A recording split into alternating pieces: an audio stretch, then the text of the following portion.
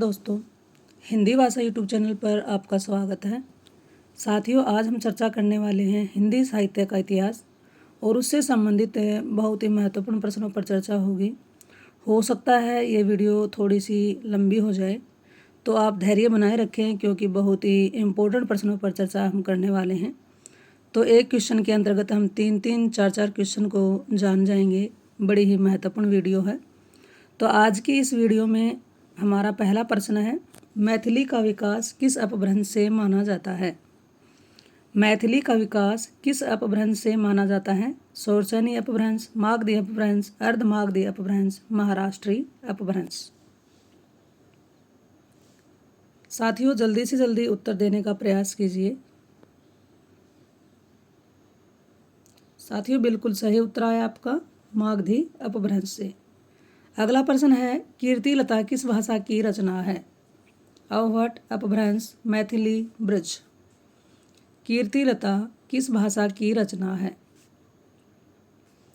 जी दोस्तों, बिल्कुल सही उत्तर दिया, ये अवहट की रचना है।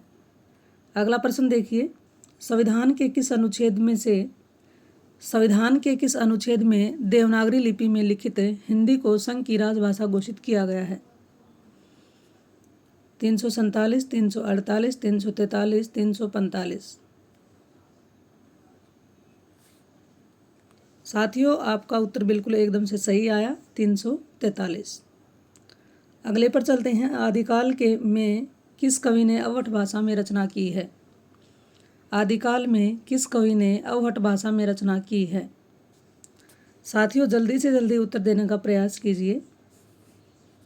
जी दोस्तों, बिल्कुल सही उत्तर आया आपका, बहुत बहुत आपको बधाई, अब्दुल रहमान। दोस्तों, अगले प्रश्न पर चलते हैं।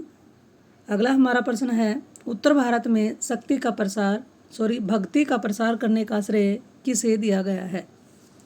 उत्तर भारत में भक्ति का प्रसार करने का श्रेय किसे प्राप्त है? ऑप्शन को देखते हुए साथियों जल्दी से जल्दी अपना उत्तर दें और अपना ध्यान बनाए रखें। बहुत ही महत्वपूर्ण प्रश्नों पर चर्चा हो रही है और यह वीडियो आपको अच्छी लगे तो इस पर कमेंट करें और ज़्यादा से ज़्यादा अपने दोस्तों के साथ शेयर ज़रूर करें। जी दोस्तों, आपका उत्तर बिल्कुल सही आया, रामानंद को।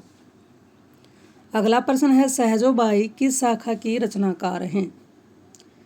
ऑप्शन देखते हुए उत्तर देने का जल्दी से जल्दी प्रयास कीजिए। सहजो बाई किस शाखा की रचनाकार हैं? दोस्तों, बिल्कुल सही उत्तर आया है, बहुत ही अच्छा जवाब है, ज्ञानाश्री शाखा की। जो हमारा भक्ति काल है उसमें 2 धाराओं का विकास हुआ था, 2 धाराओं का जन्म हुआ था, एक ज्ञानाश्री और एक प्रेमाश्री। अगले प्रश्न की ओर बढ़ते हैं, उज्ज्वल नीलमणि के रचयिता कौन हैं? उज्ज्वल नीलमणि के रचयिता का नाम बताइए। साथियों, इसका उत्तर आपका अगर आया है रूप गोस्वामी तो बिल्कुल सही है। ये रूप गोस्वामी जी इनका जो जीवन काल है, उनका जीवन काल रहा है 1490 से जन्म हुआ है और 1563 में इनकी मृत्यु हुई है और ये चैतन्य महाप्रभु के शिष्य रहे हैं। इन्होंने जो काव्य शास्त्र के अंतर्गत संस्कृत भाषा में उज्ज्वल नीलमणि की रचना की है और ये उज्ज्वल नीलमणि श्रृंगार रस का एक विवेचनपरक ग्रंथ है जिसमें कृष्ण की प्रशंसा के उदाहरण मिलते हैं। अगला प्रश्न देखिए, चंदायन किस कवि की रचना है? चंदायन कवि के रचयिता का नाम बताना है। जी साथियों, बिल्कुल सही उत्तर आया आपका, कौन है? मुल्ला दाऊद। अगला प्रश्न देखिए, दक्षिण भारत हिंदी प्रचार सभा मद्रास की स्थापना किसने की? दक्षिण भारत हिंदी प्रचार सभा मद्रास की स्थापना किसने की? ऑप्शन को देखते हुए साथियों अपना उत्तर जल्दी से जल्दी देने का प्रयास करें। जी दोस्तों, आपका उत्तर बिल्कुल सही आया, महात्मा गांधी। अगला प्रश्न देखिए, छायावाद राष्ट्रीय सांस्कृतिक जागरण की काव्यात्मक अभिव्यक्ति है। लाइन को ध्यान से समझें। छायावाद राष्ट्रीय सांस्कृतिक जागरण की काव्यात्मक अभिव्यक्ति है। ये ए ऑप्शन है, ब इसका। छायावाद का सीधा संबंध स्वाधीनता आंदोलन से है। अब इसमें से आपको बताना है कि कौन सा उसमें ऑप्शन सही आएगा। दोनों स्टेटमेंट को, कथन को ध्यान से पढ़कर ही उत्तर देने का प्रयास करें। साथियों इसमें आपका उत्तर अगर ए आया है तो बिल्कुल सही उत्तर आपने दिया है। ए और ब दोनों ही ये कथन सत्य हैं। अगले प्रश्न की ओर बढ़ते हैं। कौन सी बोली पश्चिमी हिंदी की नहीं है? पश्चिमी हिंदी की बोली इनमें से कौन सी नहीं है, बताइए। दोस्तों बिल्कुल सही उत्तर आया। बघेली किसकी है? ये पूर्वी हिंदी की एक बोली है और तीनों बाकी किसकी हैं? पश्चिमी हिंदी की। अगला प्रश्न है। हिंदी भाषा के मानकीकरण का सचेष्ट प्रयास किस पत्रिका में किया गया है? हिंदी भाषा के मानकीकरण का सचेष्ट प्रयास किस पत्रिका के में किया गया है? अपना उत्तर जल्दी से जल्दी दें। जी साथियों बिल्कुल सही उत्तर है आपका सरस्वती पत्रिका में। अगला प्रश्न है। अनुभूति की प्रामाणिकता नई कहानी आंदोलन का प्रमुख आग्रह था। उसी प्रकार कथन वाले प्रश्न फिर से आ गया है। ये अनुभूति की प्रामाणिकता नई कहानी आंदोलन का प्रमुख आग्रह था।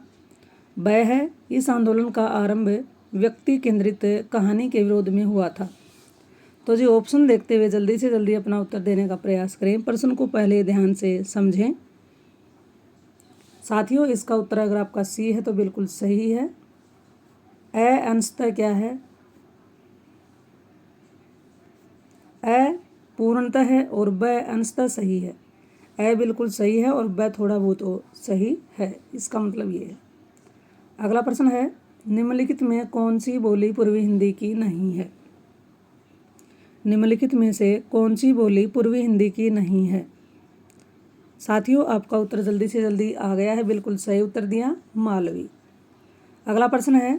कल्पना पत्रिका का प्रकाशन किस नगर से होता था? कल्पना पत्रिका का प्रकाशन किस नगर से होता था? दोस्तों इसमें आपका उत्तर अगर बी है हैदराबाद तो आपने बिल्कुल सही उत्तर दिया। अगला प्रश्न है। माध्यम पत्रिका का संपादन कौन है? माध्यम पत्रिका के संपादक का नाम बताइए।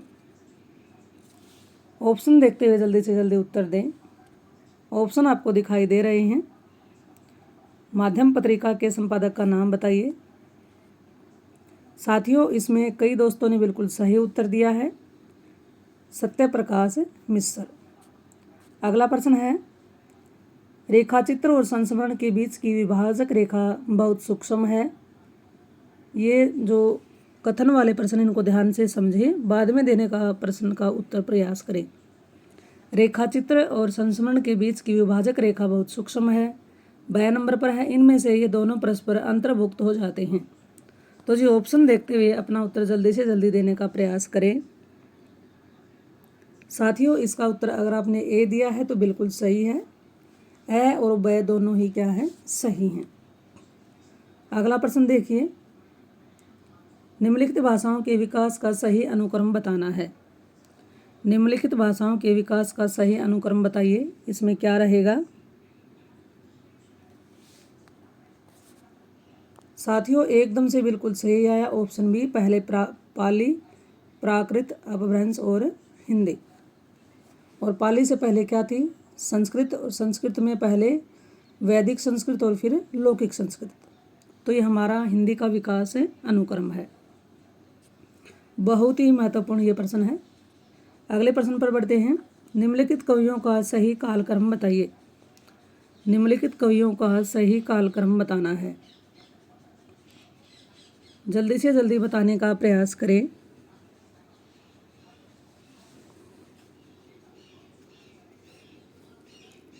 साथियों इसमें आपका उत्तर अगर ए है तो आपने बिल्कुल सही उत्तर दिया है।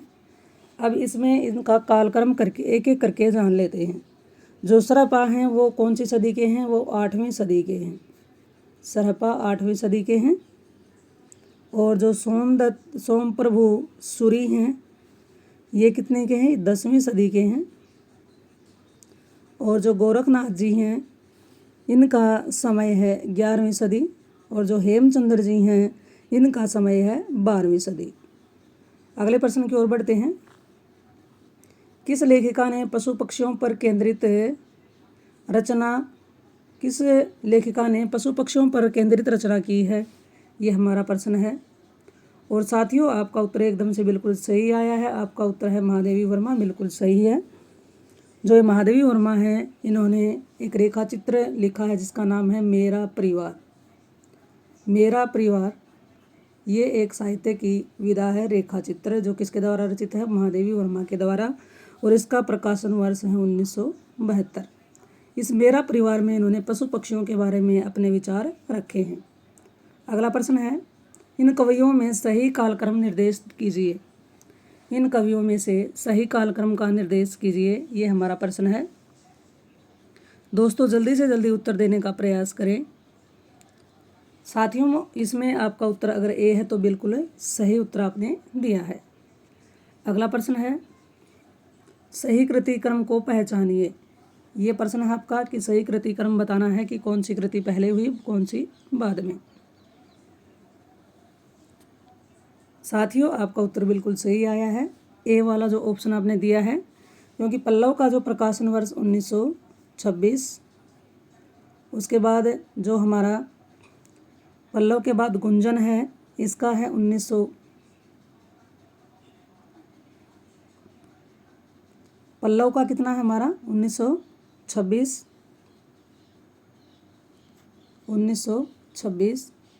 और गुंजन का प्रकाशन वर्ष है 1932 और युगांत का प्रकाशन वर्ष 1936 और युगवाणी का है 1939। तो इस तरह से एक प्रश्न के अंतर्गत हमें कई प्रश्नों की जानकारी एक साथ यहाँ पर मिल रही है, जो कि बड़े इम्पोर्टेंट प्रश्न हैं। अगला प्रश्न है, सेठ भाग्यमल किसकी रचना है? सेठ भाग्यमल किसकी रचना है? साथियों जल्दी से जल्दी उत्तर देने का प्रयास कीजिए। जी साथियों बिल्कुल सही है उत्तर, आपको बहुत बहुत बधाई। अमृतलाल नागर की ये रचना है। अगला प्रश्न है, वारेन हेस्टिंग्स का सांड कहानी की रचना किसने की? वारेन हेस्टिंग का सांड कहानी की रचना किसने की है? ये हमारा प्रश्न है। जल्दी से जल्दी उत्तर दें साथियों इसमें अगर आपका उत्तर आया है ऑप्शन सी तो बिल्कुल सही उत्तर जी आपने दिया। अगला प्रश्न है, निम्नलिखित में से सही कृति कालक्रम कौन सा है? निम्नलिखित में से सही कृति कालक्रम कौन सा है, ये आपको बताना है। जल्दी से जल्दी उत्तर दें साथियों। इसमें आपका उत्तर आ रहा है ऑप्शन डी, जो कि बिल्कुल सही उत्तर आपने दिया है, बहुत बहुत बधाई। अब चलिए इनको देख लेते हैं। अब सबसे पहले तो ये साहित्य की कौन सी विधाएं हैं सारी, ये हैं कहानी। अब इनका प्रकाशन वर्ष जान लेते हैं। सबसे पहले सुखमय जो जीवन है इसका प्रकाशन वर्ष है 1911 और इसके रचयिता कौन है? चंद्रदत्त शर्मा गुलेरी की ये कहानी है। उसके बाद दो बांके हैं, इसका प्रकाशन वर्ष 1938 और इसके कहानीकार हैं भगवती चरण वर्मा। उसके बाद शरणार्थी का प्रकाशन वर्ष 1948 और इसके कहानीकार कौन है? अज्ञे जी। और उसके बाद जो ठुमरी है इसका प्रकाशन वर्ष है 1960 और इसके रचयिता या इसके कहानीकार हैं फणीश्वर नाथ रेणु। चलिए अगले प्रश्न की ओर बढ़ते हैं। निम्नलिखित निर्गुण कवियों का कालक्रम बताना है कौन सा सही है। इन कवियों का कालक्रम सही कीजिए। साथियों अगर आपने उत्तर दिया है ऑप्शन डी तो बिल्कुल सही उत्तर आपका। अब इनका देखते हैं, जीवन काल के आधार पर इनको बांट सकते हैं, बता सकते हैं। कबीरदास का जो जीवन काल रहा है वो 1440 से 1518, ये कबीरदास जी का है। और उसके बाद दादू का कितना है? दादू का है 1544 से 1603, ये दादू जी का है। और उसके बाद सुंदरदास का है 1569 से 1689 और अंत में मलुकदास जी का है 1574 से 1683। चलिए अगले प्रश्न की ओर बढ़ते हैं। निम्नलिखित काव्य पंक्तियों को कवियों के साथ सुमेलित करना है, ये बताना है कि ये पंक्तियाँ किसकी हैं। तो प्रश्न आपके सामने है, जल्दी से जल्दी इसका उत्तर देने का प्रयास करें।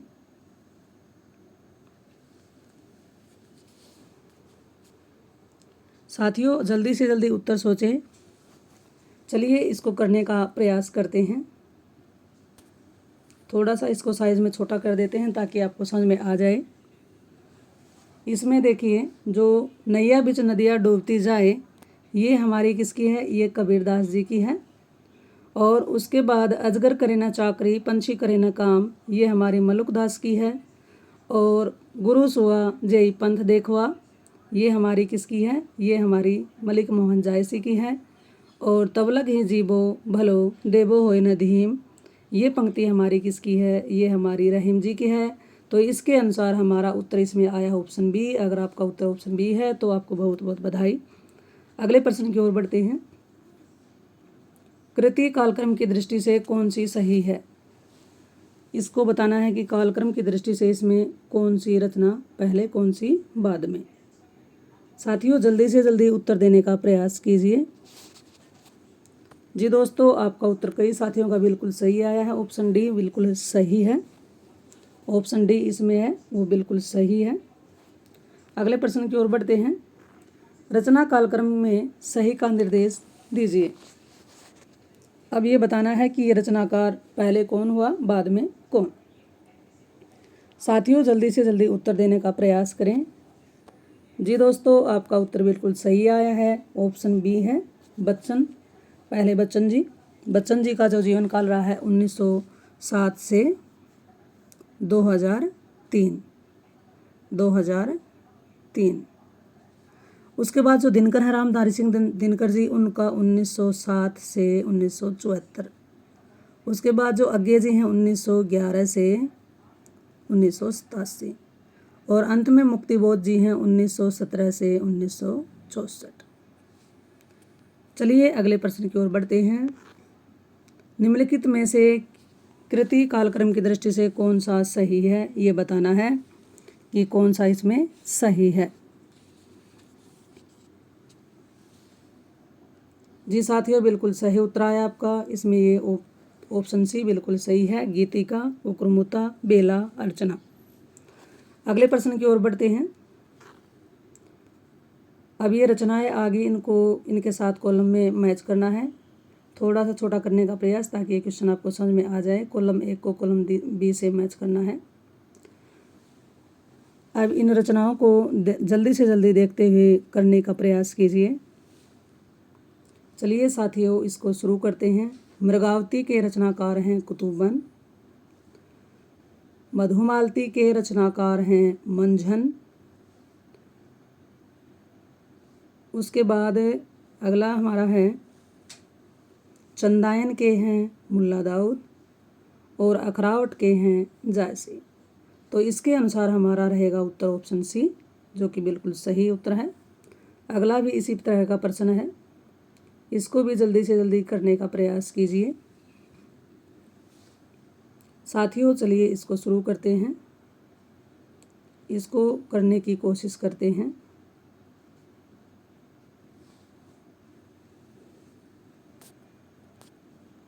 जल्दी से जल्दी सोच करके शुरू करना शुरू कर दें।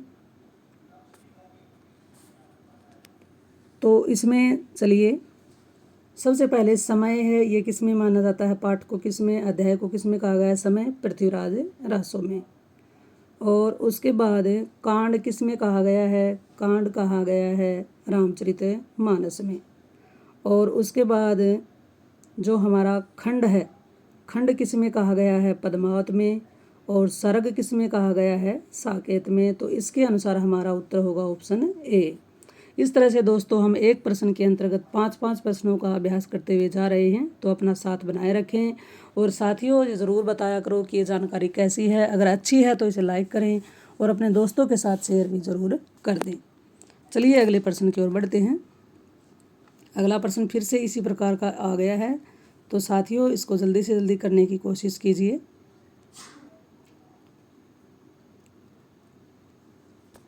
जल्दी से जल्दी उत्तर दें इसका। चलिए इसको करना शुरू करते हैं।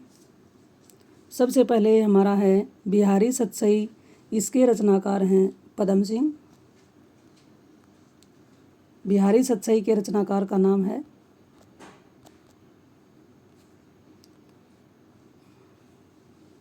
थोड़ा सा छोटा करने का प्रयास ताकि आपको दिखाई दे। सबसे पहले देखिए दोस्तों, बिहारी सतसई के कौन हैं? पदम सिंह हैं। और उसके बाद देव और बिहारी के कौन हैं? देव और बिहारी के हैं इसमें कृष्ण बिहारी मिश्र। और उसके बाद बिहारी के कौन हैं? बिहारी के हैं इसमें विश्वनाथ मिश्र। बिहारी और देव के कौन हैं? लाला भगवान दीन। तो इस तरह से साथियों इसमें हमारा उत्तर रहेगा ऑप्शन ए। अगले प्रश्न की बात कर लेते हैं। अब ये भी इसमें सम्मिलित करने वाला क्वेश्चन आ गया है, तो साथियों ध्यान से इसका उत्तर देने का प्रयास कीजिए। चलिए इसको करना प्रारंभ करते हैं। तो दोस्तों इसमें जो लक्ष्मी नारायण लाल हैं, जो इनकी ये किसकी रचना है? ये इसमें है राक्षस का मंदिर। और उसके बाद जो हमारा पंडित उदय शंकर भट्ट है, ये किसके हैं? ये हमारे हैं विक्रमादित्य। और उसके बाद जो हमारा श्री चतुर्सेन शास्त्री जी हैं, ये क्या हैं? ये किसके साथ हैं? अमर राठौर। और सेठ गोविंदास जी हैं, ये किस में हैं? ये हैं कर्तव्य। तो इस दृष्टि से हमारा उत्तर आया है ऑप्शन सी। चलिए अगले प्रश्न की बात कर लेते हैं। विखंडनवाद की अवधारणा किस वाद से है? विखंडनवाद की अवधारणा किस वाद से है? साथियों जल्दी से जल्दी उत्तर देने का प्रयास करें। जी दोस्तों, ये संरचनावाद से है। अगला है वृंद सतसई की विषय वस्तु क्या है? वृंद सतसई की विषय वस्तु क्या है? साथियों ऑप्शन को देखते हुए जल्दी से जल्दी उत्तर दें। और बिल्कुल सही उत्तर आपका आया है नीति। अगले प्रश्न की ओर बढ़ते हैं। चित्राधार किसकी रचना है? चित्राधार किसकी रचना है? जी दोस्तों बिल्कुल सही उत्तर है, ये जयशंकर प्रसाद की रचना है। तो साथियों आज हम लगभग 40 प्रश्न या कह सकते हैं 50 प्रश्नों पर चर्चा कर चुके हैं। तो ये जानकारी आपको कैसी लगी? अगर जानकारी अच्छी लगे तो इसे दोस्तों के साथ ज़्यादा से ज़्यादा शेयर करें, लाइक करें। और चैनल पर आप पहली बार आए हैं तो इसे चैनल को सब्सक्राइब कर लें। और वीडियो अच्छी लगे तो शेयर इसे ज़रूर करें। फिर मिलते हैं एक और नई वीडियो के साथ। थैंक्स।